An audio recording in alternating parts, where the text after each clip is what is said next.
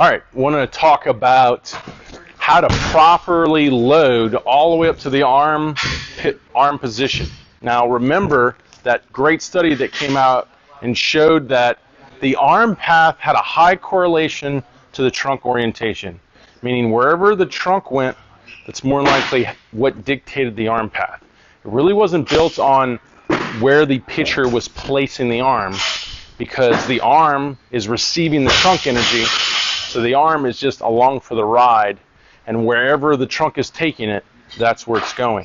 The only thing you really have to do with the arm is you have to position it so when you land and the trunk initiates and starts to generate energy, it's in position to start that ride. So when we go to position the arm, we want to make sure we position the arm or load the kinetic chain the same way we unload it. What I mean is, if you're using a kinetic chain approach, which is your whole body to throw, not just your arm, you're going to load the kinetic chain, or you're going to release the kinetic chain or drive the kinetic chain from the ground up, right? Your ankle or your knee's going to turn, your hip's going to extend, your trunk's going to delay, then that'll deliver your shoulder deliver your elbow deliver your wrist. That's the kinetic sequence, right? We talk about that. If you want it to be delivered in that sequence, you're going to have to load it to the opposite side in that sequence. So meaning it would be incorrect just to take my arm straight up, because now I'm loading to that cocked position from the top first. I want to load from the ground up. So how do I do that? Obviously, when I come set, the first thing I'm putting in the ground is my ankle. I want to get into the arch of my foot. I want to get into some supination of that foot. I want to turn external rotation in my femur, right? Notice I'm loading all the way up. I want to load my hip into flexion and external rotation and some abduction. Then I'm going to load my shoulder back against that. Notice how everything is turning against the previous joint.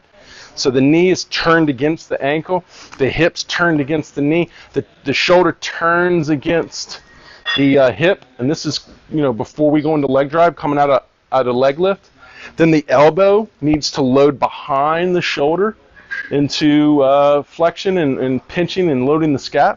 Then the arm is to go, and typically when we go into rotation, the layback is then the moment for the arm to load back and prepare itself. So really the wrist or the hand segment is the last thing to load in the sequence, and that's the layback effect. So if the first thing you do when you break your hands is to go right up to that cocked position, you're now rushing ahead, you're missing all the links of the chain, you're not loading through the kinetic chain, and you're more than likely could fall into early external rotation, and you could start the end of the chain moving forward too early, which is very common in amateur pitchers. So think about that.